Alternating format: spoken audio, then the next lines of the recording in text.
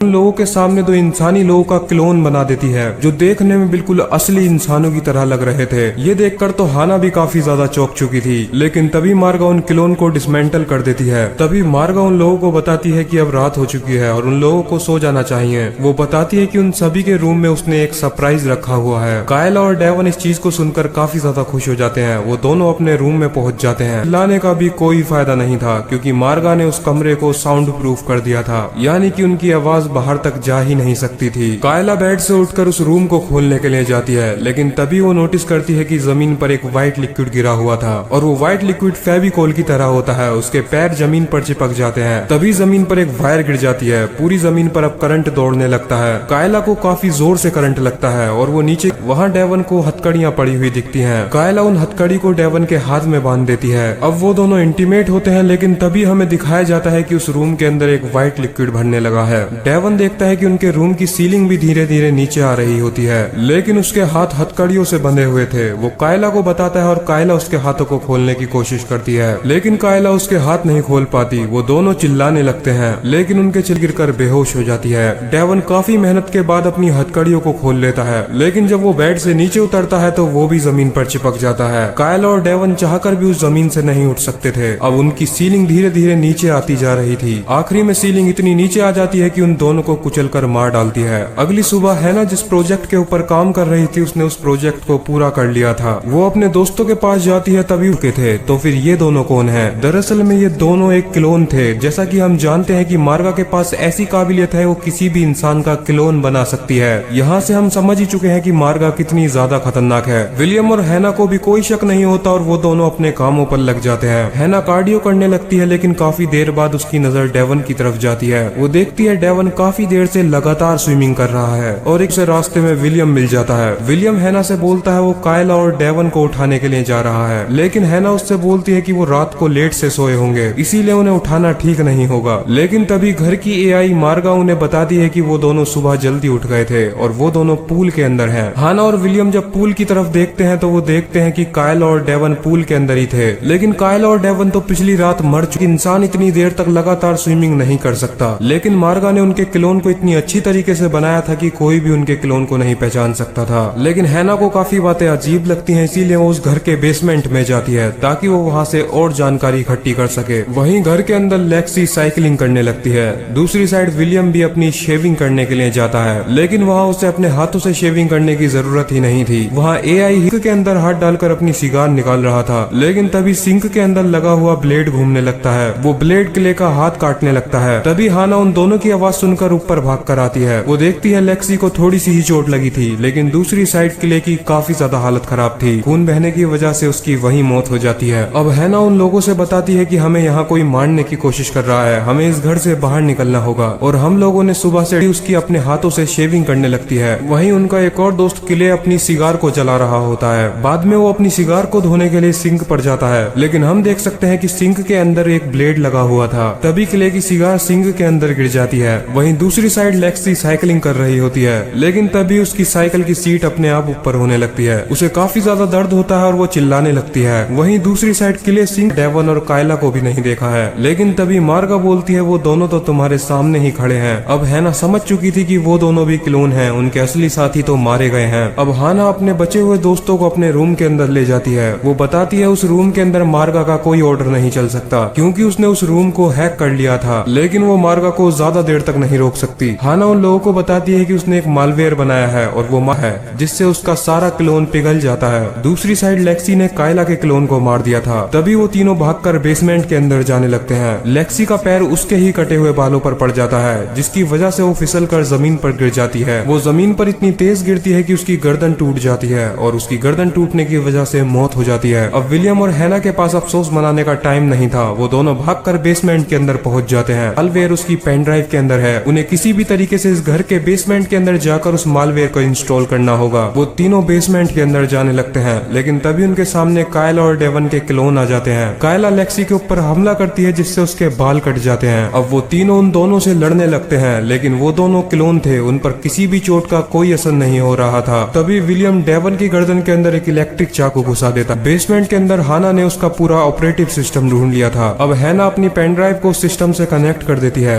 वो अपने मालवेयर को सिस्टम के अंदर इंस्टॉल करने लगती है। सीन कट होता है और विलियम और हाना उस घर से निकलकर भागने लगते हैं, लेकिन तभी मार्गा के रोबोटिक हैंड उन्हें पकड़कर घर के अंदर ले आते हैं। अब तक मार्गा ने लेक्सी का भी एक एआई क्लोन बना दिया था और वो उस क्लोन के जरिए उन लोगों से बात कर रही थी। वो बताती है कि मुझे इस पूरी को मार डालती है, लेकिन वो दोनों भी क्लोन ही थे। तभी हमें दिखाया जाता है विलियम और हाना तो हकीकत में बेसमेंट के अंदर थे। उन दोनों ने ऐसा इसीलिए किया ताकि उन लोगों को मालवेयर इंस्टॉल करने का थोड़ा टाइम मिल जाए। हाना का मालवेयर उस सिस्टम के अंदर डल चुका था, वो अब अपनी मर्जी से कितने भी क्लोन बना सकती थी। हाना उसकी मदद से अपने दोस्तों के क्लोन बना देती है। सभी क्लोन लेक्सी के ऊपर हमला कर देते हैं, दुनिया पर राज करना है। वो बताती है आज तक इस घर के अंदर जितने भी लोग आए थे मैंने सभी को मार डाला है। अब मार्गा हाना को भी मार डालती है, लेकिन तभी हमें पता चलता है वो असली हाना नहीं थी बल्कि वो हाना का एक क्लोन था। ये बात सुनकर विलियम जोर से हंसने लगता है। तभी वहाँ पर हाना पहुँच जाती है। वो मार्गा से बताती है कि अभी भी इंसान एआई से काफी आगे हैं। मार्गा गुस्से में आकर विलियम और हाना दोनों को वहीं इस चीज का फायदा उठाकर विलियम और हाना उस घर से भागने लगते हैं। सभी क्लोन मिलकर अब लेक्सी को मार डालते हैं, लेकिन अभी भी लेक्सी का क्लोन ही मरा था। असल में एआई मार्गा तो अभी भी जिंदा थी, लेकिन वहीं दूसरी साइड हाना और विलियम उस घर से बाहर निकल चुके थे। उस घर से बाहर निकलते ही हाना नोटिस करती है विलियम भी पिघल चुका है। असल में विलियम लेक्सी से लड़ते टाइम मारा गया था और ये बात हाना को भी तब पता चलती है जब वो घर से बाहर निकलते हैं। अब हैना काफी ज्यादा उदास थी और वो रोते हुए अपनी कार के अंदर बैठती है, लेकिन जैसे ही वो अपनी कार को ऑन करती है उसके अंदर मार्गा की आवाज आती है, यानी कि मार्गा ने भी उसकी कार को कंट्रोल कर लिया था। इसी ट्विस्ट के साथ यहीं पर यह मूवी खत्म हो जाती है। इस कहानी का पार्ट 2 अभी तक रिलीज नहीं हुआ है, लेकिन आप ऐसी ही इंटरेस्टिंग मूवीज के लिए मेरे चैनल को सब्सक्राइब कर सकते हो।